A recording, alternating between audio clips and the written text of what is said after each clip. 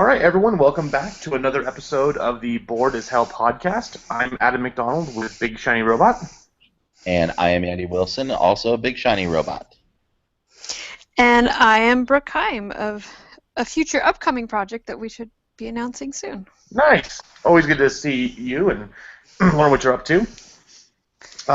So this week was pretty slow. We only got 10 Cloverfield Lane, which we're going to talk about in a second. And then Andy spent the weekend at South by Southwest, and he's got some cool stuff to talk about from there. But first, 10 Cloverfield Lane. It takes place in kind of the universe. That's what J.J. Abrams has said, as the original Cloverfield did. It stars Mary Elizabeth Winstead as Michelle, who at the very beginning looks like she's had some kind of fight or argument with her fiance, and skips town, hops in her car, takes off, and in the middle of the night she's driving, gets in a car wreck, and suddenly the next day wakes up in some kind of cell on a mattress. She's got a brace in her knee, and she's handcuffed to the wall. Enter Howard, who's played by John Goodman, who explains that, hey, you were in a car accident, your car went over the railing, I saw you, I brought you back here. We're in a bunker under my farm because there was some kind of attack. The air outside is poison, and if we go out there, we'll die. So I saved your life, but you're stuck with me now, and you need to follow my directions and my rules. The only other person is Emmett, who's played by John Gallagher Jr., who helped Howard build this bunker. And that's about all I can really say. I mean, the fun of this movie is really figuring out where it's going to go, what's happening. Is Howard a good guy? Is he a bad guy? Is he crazy? Is he a bit of everything? Is there really an attack? And to say any more would really do a disservice to anyone who hasn't seen it yet, which I highly, highly recommend you go out and see right away, because this movie is fantastic. Andy, what do you think? Yeah, absolutely. This is one of those films that the less you know going in, I think the more you're going to enjoy it. Yeah, if you've seen Cloverfield, you can kind of put it out of your mind. It doesn't really have anything to do with that specific story. If you haven't seen Cloverfield, fine. Then you can just go in and do this. But this is so great because it really took a very beautiful, minimalist aesthetic to establish this. You have 3 people in a bunker. And that's it. That's all you really get in this movie. I mean, there's a couple scenes with a person that you might see or hear, but this movie lives and dies by these 3 actors. Yeah, and it's very confining. You feel how small and oppressively close this place is, and so it really becomes all about the actors. And man, John Goodman is maybe the best he's ever been in this, because he goes from like kind of, oh, he's kind of the funny crazy, like he's a conspiracy theorist, to the like, oh my gosh, this guy's super scary crazy. And he does it almost on a dime, and it's very jarring. Speaking of jarring, the opening like 5 minutes of this film I thought was just absolutely beautiful. You hear almost no dialogue. You are completely just watching what's going on, and then suddenly there's this ultra-violent car crash, and you're in the car spinning around with Michelle, and it's incredibly disorienting. And then the credits pop up, and it's just, oh my gosh! It was like you didn't realize how tense it was until you got that tension break, and then you're like, oh, okay. But the whole movie is like that. They built so much tension in here, and it was just really well put together. These 3 actors work so well together. It's great to see John Gallagher doing other things. I think he's great and underappreciated, and it's good to see Mary Elizabeth Winstead doing things again. Exactly. I mean, she's the most well known for being Ramona in Scott Pilgrim versus the World. But you mentioned the John Goodman, the way he can, flip on a dime and turn to a different kind of person almost. It really reminded me of Rosamund Pike in Gone Girl, how she would just be the Yep. sweet, innocent, loving, or other words, you're also sad or crying, whatever, and like that would just switch over and be this crazy, like evil, conniving person. I mean, he does it. John Goodman. There's a scene where he's being all incredibly tense and angry, and then says, "Well, I feel like music now," and kind of shimmies his butt over to the jukebox. And you're like, "Who is this person?" Yeah, it does such a good job of really keeping you guessing, not really knowing anyone's intentions because we're not given a backstory. We have what the characters have told us that they want us to believe, and who knows if it's real, who knows if it's fake. It did plenty of little plot twists and red herrings to follow around. So yeah, the story's great. And amazingly, too, is the director, Dan Trachtenberg. This is his first movie. I mean, he's done some short films. He did a little Portal fan film from a couple years ago that I'm sure everyone saw. But this guy has proven that he's just got an eye for the movie making, and I'm very, very excited to see what he does next. But yeah, 10 Cloverfield Lane. I'm about, I'd say 8.5 if I'm kind of going back and forth. The last 15 minutes tonally shifts like crazy. I know some people haven't liked that. I had fun with it. I liked the ending. I think it was a logical conclusion to what was happening. But I know some people out there who are kind of miffed about how things happened. I liked it. Oh, go for it, Brooke. I was just going to say I've heard that a lot, that people are a little torn about the last 10 to 15 minutes, but having not seen it, I'm just very excited to get to see and Brooke, how it plays out. This is a movie you'll enjoy too because we've been talking about how it's been such a good year for strong female roles, and Michelle is just an amazingly kick-ass woman, and she takes care of herself and gets in situations and gets herself out of situations that would leave me in a quivering heap. So I know which one you'll definitely enjoy because her character is just a total badass. Yeah, and I've heard that from multiple people who span the spectrum of feminist to non-feminist, male and female. Like, no matter where they fall on that, they've loved her character. So I'm really excited to see it. Yeah, and she's very good at elucidating the larger theme of the movie, which I felt is really all about freedom versus security. Mm-hmm. You have John Goodman saying, like, I can keep you safe and I can keep you protected, but here's the rules, and you have to do exactly what I say always when I say it, and or else there's going to be consequences, and you don't want to go outside because you'll die. There's a great episode of Rick and Morty where Morty finds himself raising an alien child, and in order to control this violent alien child, he tells it that the air outside is poison. And so he's like, you have to stay in the house because it's dangerous out there. And there's a lot like that where if you think about it and you think about our context of where we are right now, the issue freedom versus security couldn't be more well placed. And so I think that's a great message, and you flip a lot of that by making your hero a female, and there's very obviously like sexual issues and patriarchal issues that come into this, while not maybe as overt and in some ways as well done as in Mad Max Fury Road. You do get a touch of that.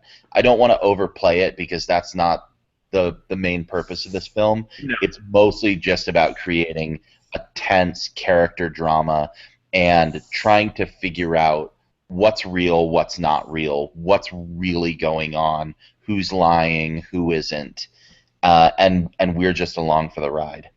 It's great. Cool. So what are you giving it? I'm at the same place, 8.5. So I'll go with 8. I've seen too many other really great things this week at South by Southwest that as good as 10 Cloverfield Lane is, there's some stuff coming up in the next even just this week that's going to blow this out of the water. Yeah, so a good movie, definitely recommend. Go see it. And for me, it was a surprise too because I wasn't really a big fan of the first Cloverfield. I don't know what it was. It was something during the scene when they're in the sewers, where those little weird creatures start attacking them. Something around then just flipped off my brain, and I just couldn't enjoy it anymore. To this day, I don't know why, but it's not found footage. It's shot like a standard movie, but yeah, it's excellent. Definitely check it out. Solid A's from both of us. So that's kind of our recommend for big theater releases this week. But Andy, South by Southwest. So what? Give me the best and give me the worst you've seen. Oh, wow. Well, the best I've seen last night at the Paramount Theater in downtown Austin at midnight, we were joined by Keegan-Michael Key and Jordan Peele, who premiered their new movie, Keanu, about them trying to rescue their cute little kitty.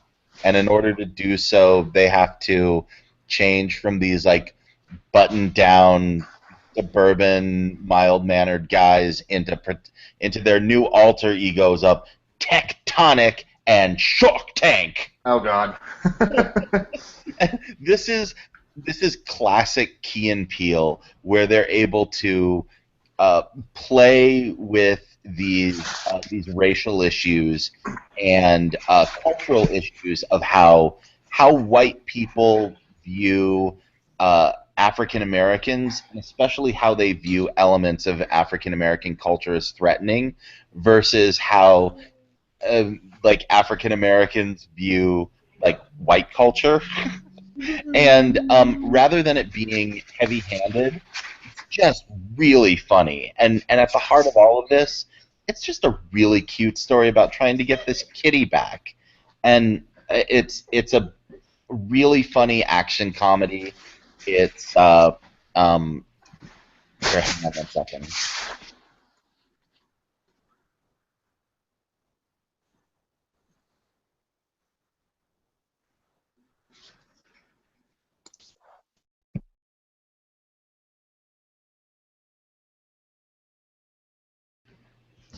Jackson was twerking in front of me. It was very funny.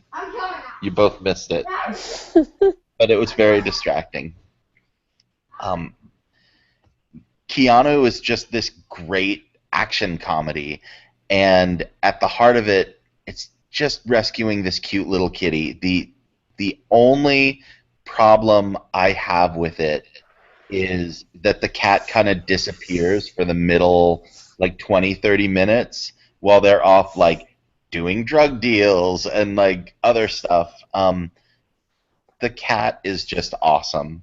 I And feel like if you're off doing drug deals, you're really not going to worry about a cat, though. So yeah, it's so funny though because it's like this Shakespearean level comedy of errors mixed with like zany Mel Brooks kind of comedy and I don't know, maybe like some Three Amigos, Mistaken Identity sort of stuff in there.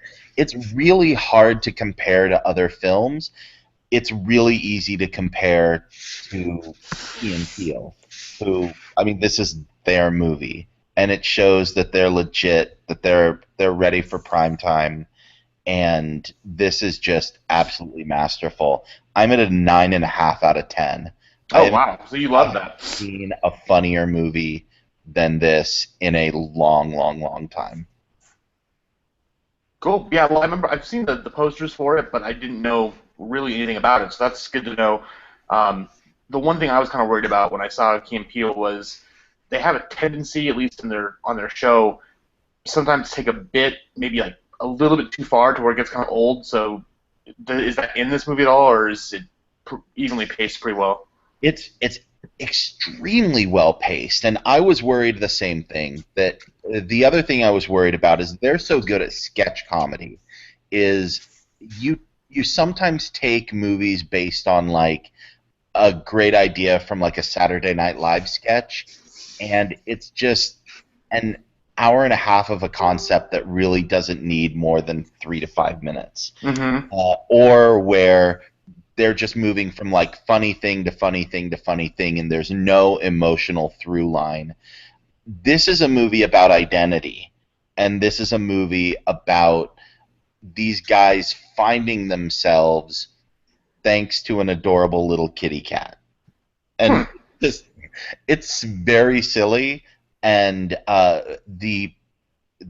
but everything works very organically with where they're going. If you've seen the trailer, you know that like there's a whole thing with them trying to say that like George Michael is super gangster. That goes on for like 5 minutes, and it's really funny. It's just great as they're like trying to mentor these like street thugs and like teach them how to be hardcore. And yeah, of course they're just these like straight-laced suburban guys. And it's just really a lot of fun. It's very R-rated. There's a lot of violence, nudity, drugs, but there's also celebrity cameos and other great random things like that. So just incredibly well done. Oh, and for fans of Key and Peele, there are a couple little Easter eggs and shout outs in there. Like at one point they go to a movie and it's with Liam Neeson's. So, but like they take that and like they mention it and then they don't talk about it again. Like the little Liam Neeson's shout out, and then it's like, yeah, we know that that's a thing, and so it's a little wink, but it doesn't get overbearing. Nice. That's the best thing. Probably the worst thing I've seen. I haven't seen anything that I absolutely hated, but we talked a few weeks ago, Adam, about the Greasy Strangler, and I went ahead and saw that, and I think I'm that's sorry. yeah, I think that's the worst thing that I've seen. The way that I described it, talking to you, was like I felt like the director had this perfect sense of aesthetics, like what would be pleasing to the eye and the ear, what makes sense, and then at every opportunity decided to do the exact opposite. Yeah. And so it's just really off-putting. I've talked about this before, so I don't need to go into that much more detail about it. Yeah, it's exactly what you said, and I don't need to talk about it much more than that. One quick shout out though, I did see Midnight Special, and that film is amazing. Everybody get your tickets to it now. I'm not going to do the full review because it comes out this coming Friday, and we'll talk about it on next week's episode after you've had a chance to see it, Adam, because this is like 10 Cloverfield Lane is great. But Midnight Special is the first absolute must-see sci-fi movie of the year. I'm absolutely in love with it, and that I'm also in kind of the same realm as Keanu, but we'll talk about it. We'll talk about it more next week. Yeah, something to look forward to. So, okay, so the big question of the week is, how many times did each of you watch the Captain America Civil War trailer? Oh, I decided not to watch it. Oh, really? No, I'm kidding. I saw it like 50 times. I hate trailers. I hate spoilers. I hate seeing a preview for something. And I couldn't stop watching it. But I'm Team Tony, so... Oh, shame. I know. Shame. I know. And this trailer made me even more so. Like... You know, I agree. I'm Team Cap, but this was the first trailer where I was like, I'm kind of feeling Team Tony, and that's what makes me more excited about this is I am going to get my own heart ripped apart. There's going to be civil war in my soul over the divisions that are happening here. Yeah, I feel like this is the first one that made it about what the Civil War is supposed to be about, not about who's better friends with who, but actually the politics behind Civil War and why it's supposed to be happening anyways. Like, do we need to be registered? Are we agents of the government? Like, what is our purpose? And this seemed like legitimately the first trailer to really get into that stuff. And I understand why people wouldn't be on Team Tony, but I am. So there. Yeah, I mean, and okay, spoiler alert for anyone who hasn't read the comic. So we'll give you 10 seconds to shut us off or fast forward. Um, I was hanging out with some of the Geek Show guys yesterday, and we were talking about, the logical end for this movie, which, if we understand the comics, we all know who dies. So the question is, do we think they're going to go that far and actually kill Cap, or do you think they're gonna, Disneyfy it and make sure that everyone at the end, maybe they're splintered, but no one dies? I think they're gonna do it. I think they kind of have to. Yeah, I don't know. I think they are. Andy, what about you? I think we lost Andy. Uh-oh. We did, sorry. Give me Oh, you're fine. 1 second. Apologies. Had a domestic issue really quickly. Oh, you're fine. Okay. So what was your question? Okay, so we'll start over again. So, I was hanging out with some of the Geek Show guys yesterday, and we were all talking about it. The trailer was big in our minds. And so, spoiler alert for anyone who hasn't read the comics, so skip ahead or something. But we were all in agreement that the movie has to follow the logical progression of the comic and needs to end with the death of Captain America. And so, my question is, do you think they're going to go through with that, or do you think they're going to leave at the end where no one really dies? They may not be friends anymore, but they'll all still come back together again to fight Thanos in the Infinity Wars. No, absolutely not. This movie needs a body count, and it just has to demand it, because first of all, we have to start thinning the herd of Avengers because the world is getting too big. I think Cap probably dies. I think Hawkeye possibly dies. Of course, I thought Hawkeye was going to die in Age of Ultron. Well, that's why Whedon's such a great director, because he telegraphed that death so hard the whole entire movie, and then, at the end, you didn't see that coming, did you? Yeah, exactly. So, I think that without that, it makes it harder to move that story forward, and actually makes the threat of Thanos that much more interesting when they're going after these Infinity Stones, and possibly using some sort of phenomenal cosmic power to use the Reality Stone to bring in the Steve Rogers of another parallel universe, and so he can come back, or use it to resurrect him somehow. Yeah, because or something like that. So he's not dead. We know Chris Evans is going to be in Infinity War because he said he is. Yeah. But I think he's dead by the end of this movie, yeah. Brooke, what about you? Yeah, I think they're going to have to do it. I think it's, for lack of better words, it's time. It's time to start changing things up, and they are the Avengers, but they're, I don't know, they're not necessarily weak or fallible, but there are changes that need to be happening, and so I think they're going to explore those options, and I think it's going to be sad. I think regardless of what team you're on, you're going to leave this movie a little bit heartbroken.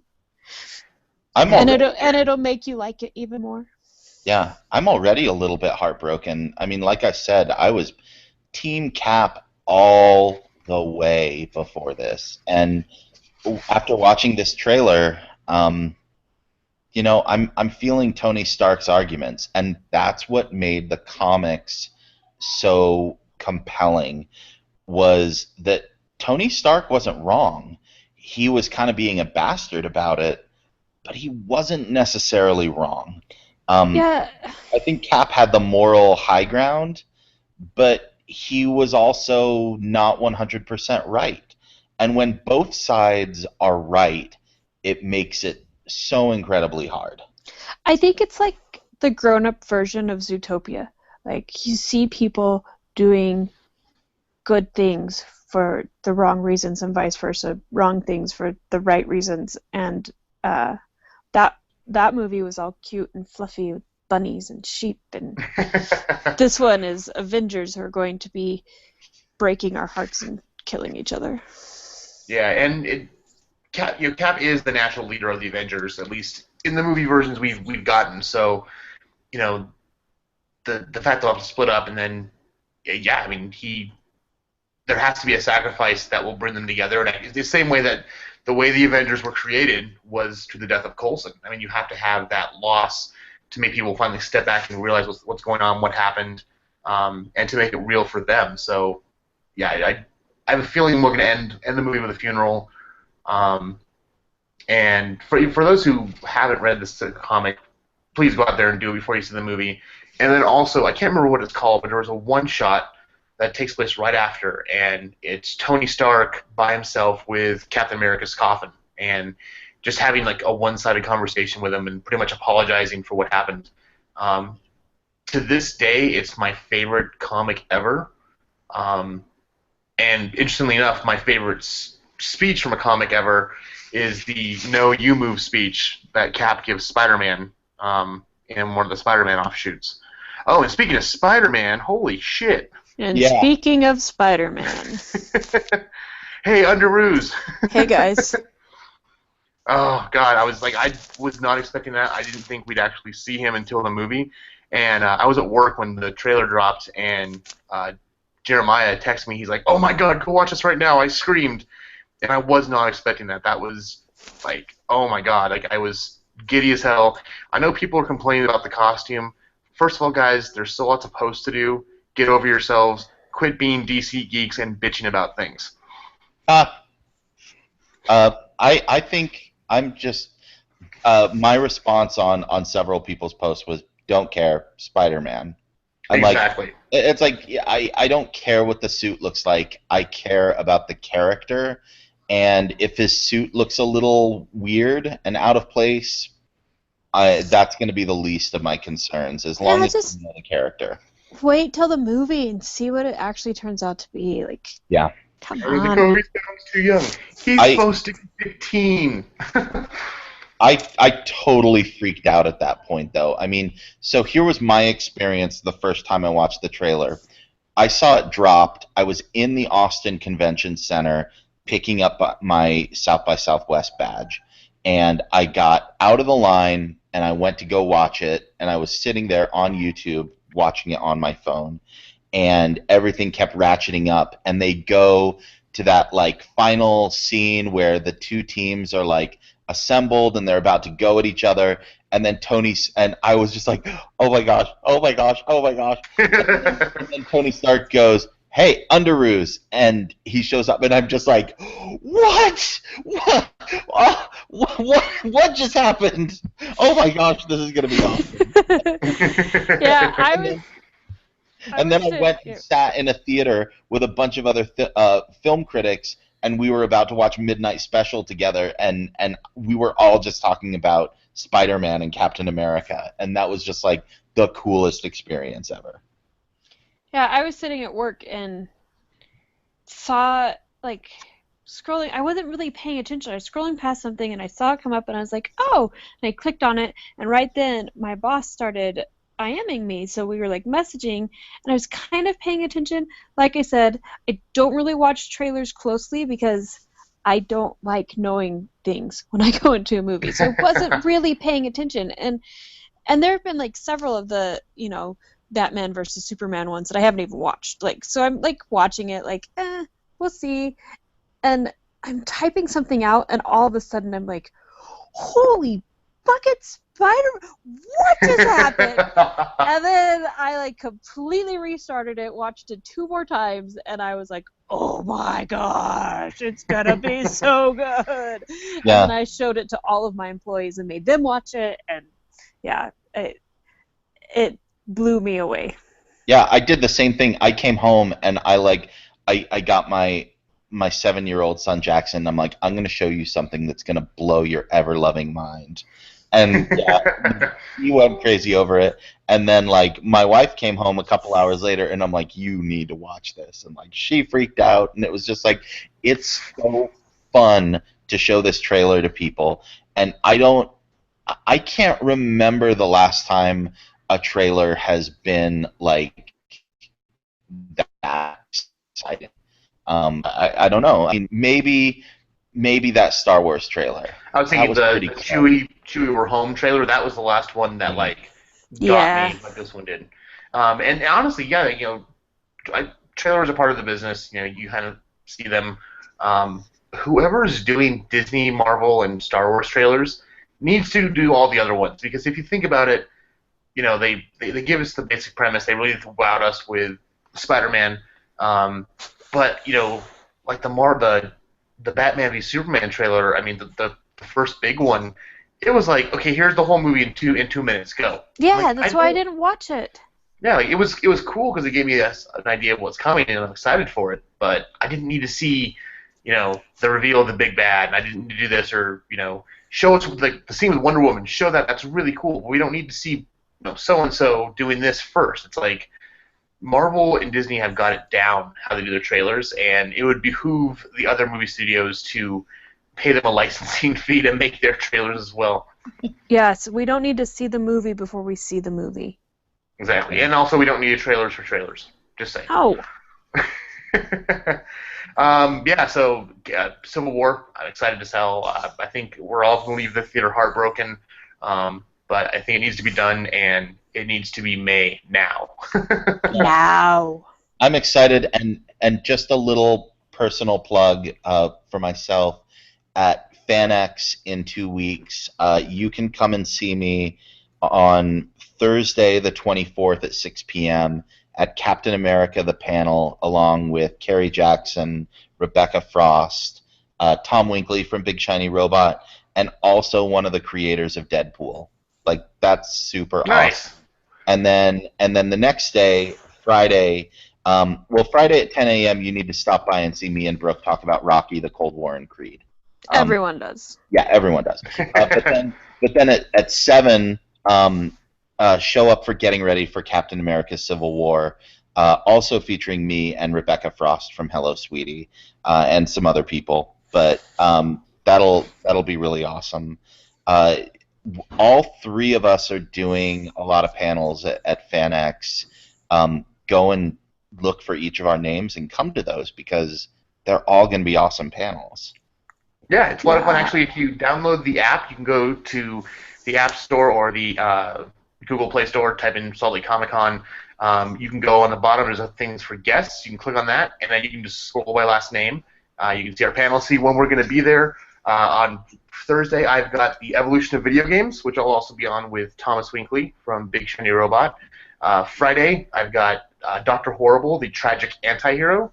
And then finally Saturday, I will be, got it the 4th time now, on the LGBTQIA moving forward in pop culture panel. So that one's always a sellout. So if you want to go and see us there, get there soon, early, because that one gets packed.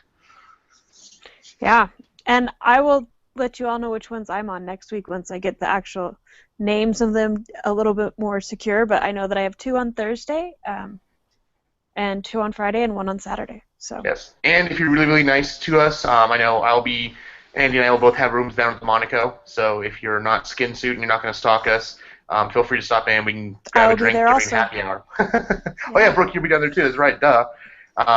Yeah, and by the way, if you're planning on going to the FanX and you want to get a hotel, if you go to the Monaco, you have to call them up and ask to do in-house booking, and tell them you want to get the Salt Lake Comic Con rate, and you can get your room for $100 a night, which is a crazy good deal because the Monacos are only $300 a night. So call in-house booking and go from that. I know the rooms sell out fast, but it's the perfect place to go. It's one of the nicest hotels downtown, and you're literally across the street from the convention center, and it just makes attending FanX just easy as hell. Yep. We'll have to find a way to get like adjoining rooms or something, or at least on the same floor. And I'll also be bringing one of my friends up from Texas, and he'll be staying with me, Mark DeLeon, who is one of my co-hosts on the Who Virgin podcast. So Nice. that'll Yeah, be. I remember Comic-Con last year, 2014. We were on the same floor as the Geek Show guys, and let's just say I feel sorry for everyone who was on that floor because we were a bit rambunctious. Brooke, we did the same thing for Salt Lake Comic Con a year and a half ago or whatever. 2014, yeah. 2014, and that was a great time. Yeah. So, two last quick things before we leave you. First of all, the kind of sad news was the movie The Little Prince was scheduled to be released this week coming up, and for some reason, Paramount decided just to drop the movie. So, What? it's been screened in multiple countries.